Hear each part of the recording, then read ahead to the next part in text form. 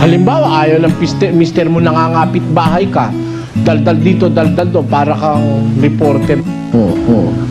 Talaga meron ng babaeng ganun, walang tigil ang bibig. Kaya sabi, mag-aral tumahimik na may buong pagkapasakop. Paano pagpapasakop? Pasasakop ka sa iyong asawa. Kaya ho sa iglesyang nasa Biblia, bawal ang under eh. Disaya. Bawal mang under. Yung under disayang lalaki, walang kaligtasan yun. Impyerno pupuntahan nun. Kasi binabaliktad mo yung kapangyarihan ng Diyos eh. Sabi ng Diyos, ang babae sa ilalim ng puder ng lalaki. Tingnan ninyo si Eva, bakit siya kumain ng bawal?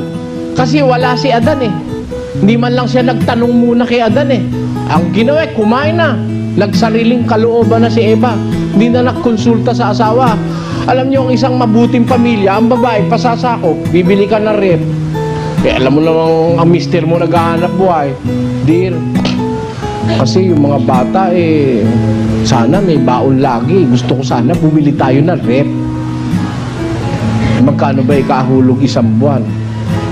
Eh, nagtanong ako, ang hulog 1,000 eh.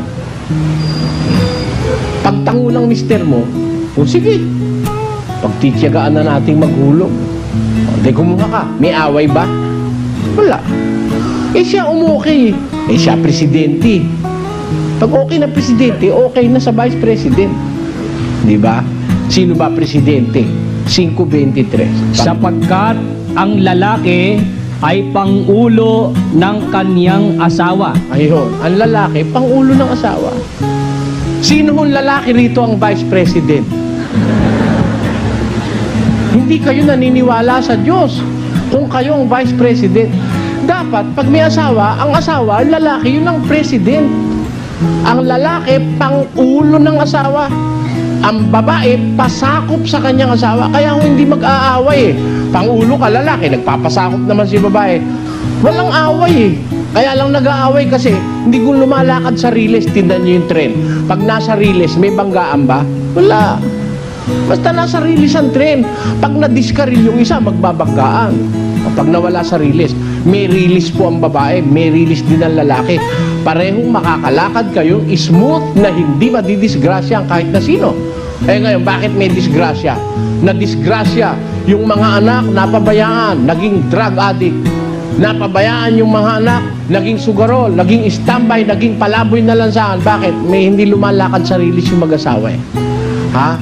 Pag lalo na may mag-asawa ngayon, anak lang ng anak.